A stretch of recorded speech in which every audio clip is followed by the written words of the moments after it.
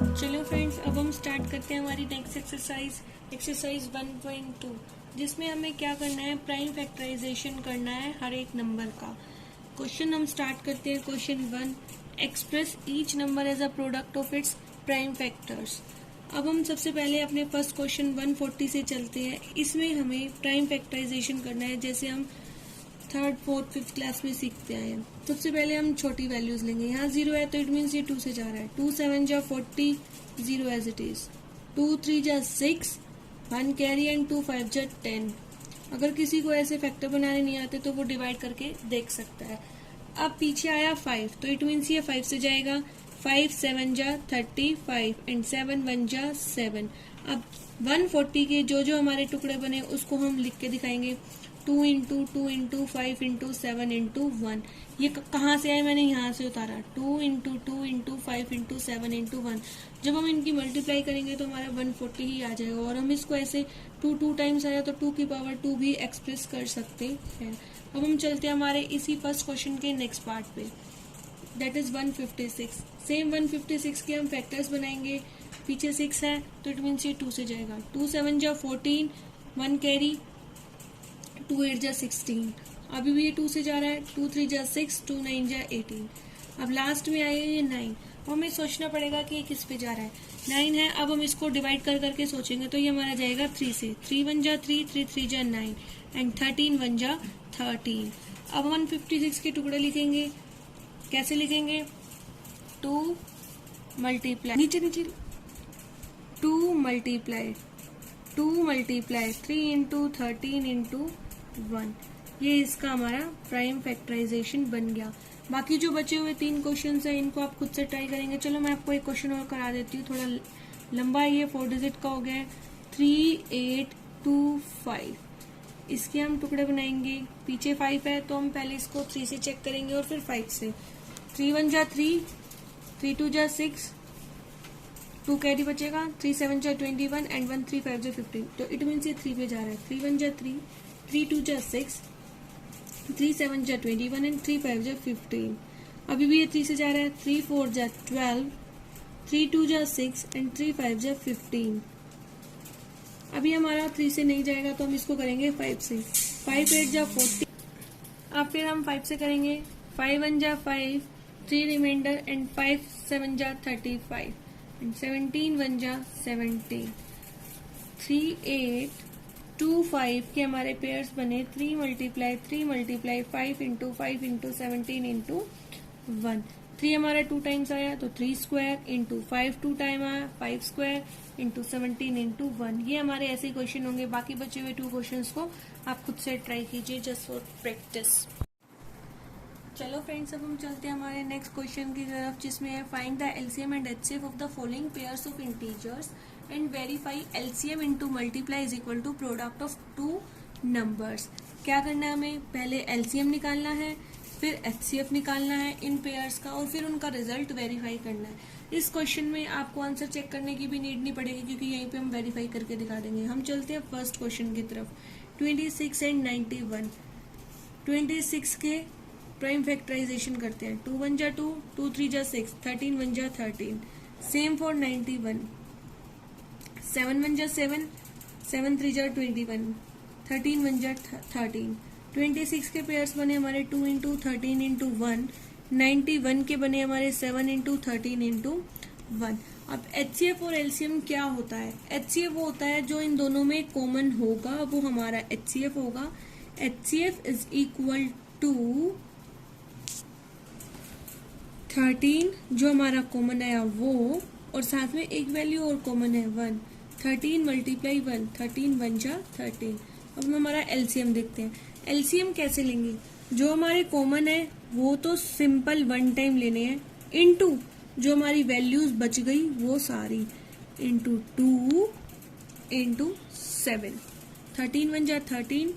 अब इनकी मल्टीप्लाई करेंगे। 13 2 जा 26 एंड 26 7 जा 182। हमारा एचसीएफ आया 13 एंड एलसीएम आया 182। अब हम यहाँ पे इसका वेरिफिकेशन करके दिखाएंगे। वेरिफिकेशन कैसे करना है, एलसीएम इंटू एचसीएफ।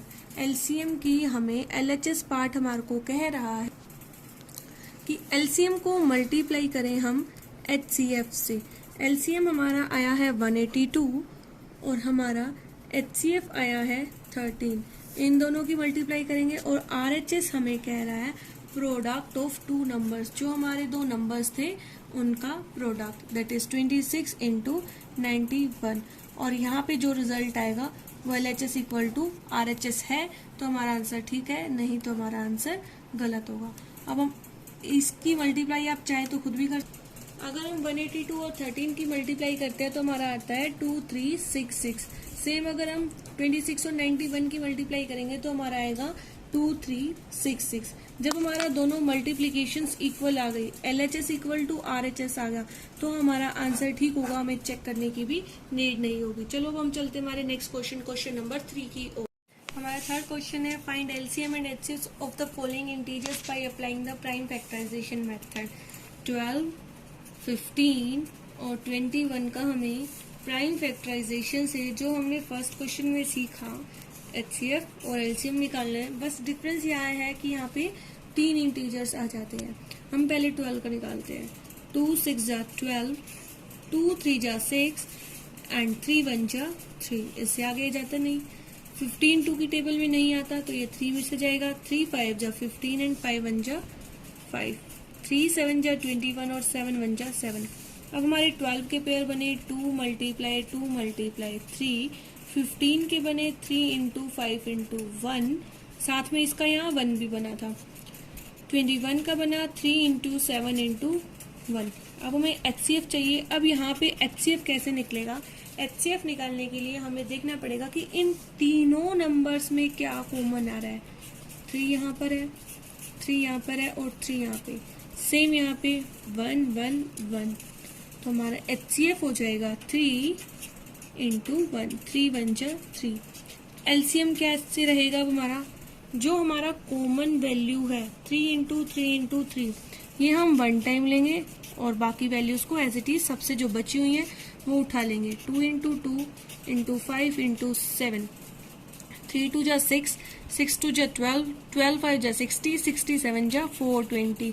यहाँ पे हमारा LCM हो जाएगा 420। अब हम चलते हैं हमारे इसी क्वेश्चन के नेक्स्ट पार्ट पे, 17, 23 और 29 पे। 17 का HCF निकालेंगे, फिर 23 का और फिर 29 का, फिर हम इसका LCM निकालेंगे। 17 किसी की टेबल में नहीं आता, ये प्राइम नंबर है, तो 17 1 जा 17। सेम फॉर 23 1 जा 23 एंड 29 1 जा 29। ये तो बहुत ही सिंपल हो गया हमारा। 17 इंटू 17, ये हमारे हुए 17 के टुकड़े। 23 की हो जाएंगे 23 इंटू 1, 29 की हो जाएंगे 29 इंटू 1। यहाँ पे सिर्फ हमारा 1 कॉमन आया, तो हमारा HCF हो जाएगा यहाँ 1 और LCM हो जाएगा हमारा 17 इंटू 23 इंटू 29। मल्टीप्लाई करके जो आंसर आ जाएगा वही हमारा LCM आ जाएगा 11339। ये हमारा LCM हो जाएगा। हमारा फोर्थ क्वेश्चन है, इसमें हमें HCF दे रखा है 2 नंबर्स का। ये हमारा फर्स्ट नंबर है, ये हमारा सेकंड नंबर है और उनका HCF दे रखा है। हमें इन्हीं दोनों नंबर का LCM निकालना है। इसके लिए फॉर्मूला क्या होता है, इसके लिए एक फॉर्मूला होता है, हमें यहाँ पे LCM निकालना है। तो LCM is equal to first number multiply by second number. पहले नंबर को सेकेंड नंबर से मल्टीप्लाई करेंगे और डिवाइड बाय HCF। सेम अगर हमें यहाँ पे HCF निकालना हो तो LCM डिवाइड में आ जाएगा, first number multiply by second upon HCF। ये हमारा फर्स्ट नंबर है 306 और सेकेंड नंबर है 657 अपॉन 9। 9 से दोनों डिवाइड हो जाएंगे, 9 1 जा 9, 9 3 जा 27, 3 9 4 जा 36। अब इन दोनों की मल्टीप्लाई करके हम चेक करते हैं कि हमारा LCM कितना आ रहा है। हमारा आंसर आ जाएगा 22338। ये हमारा LCM हो जाएगा इस नंबर का। आते हैं अब हमारे नेक्स्ट क्वेश्चन की तरफ, क्वेश्चन नंबर 5। ये हमारा क्वेश्चन है, check whether 6n can be end with 0 digit. क्या 6n जो है वो डिजिट 0 से एंड होता है फॉर एनी नेचुरल नंबर। हमारे नेचुरल नंबर होते हैं जो 1 से स्टार्ट होते हैं और इन्फिनिटी तक चलते हैं। अब वो पूछ रहा है कि 0 से एंड होता है, तो ये हमारे को बिल्कुल इजीली पता है कि if any number ends with 0, अगर कोई भी नंबर 0 से एंड होगा तो it means it will be divisible by 10, divisible by 10। और दूसरी भाषा में हम कहें तो 10 के फैक्टर्स करके देखें, और 2 into 5, या तो ये 2 से डिवाइड होगा या फिर ये 5 से, इन दोनों के मल्टीप्लीकेशन से ये नंबर डिवाइड होगा, क्योंकि 2 5 जो 10 होता है। अगर वो 2 से भी डिवाइड हो रहा है, 5 से भी हो रहा है, तो इट मीन्स वो हमारा डिजिट 0 से एंड हो रहा है। तो अब हम 6n के फैक्टर्स करते हैं। जैसे हमने 10 के फैक्टर्स किए 2 और 5, 6 के फैक्टर्स होंगे 2 into 3 raised to power n। यहाँ पे 2 और 2 तो आ गया, बट यहाँ हमारा 3 आ रहा है और यहाँ हमारा 5 आ रहा है, जो कि हमारा अलग है। तो इट मीन्स यहाँ हमने ऑब्जर्व किया, इट इज ऑब्जर्व दैट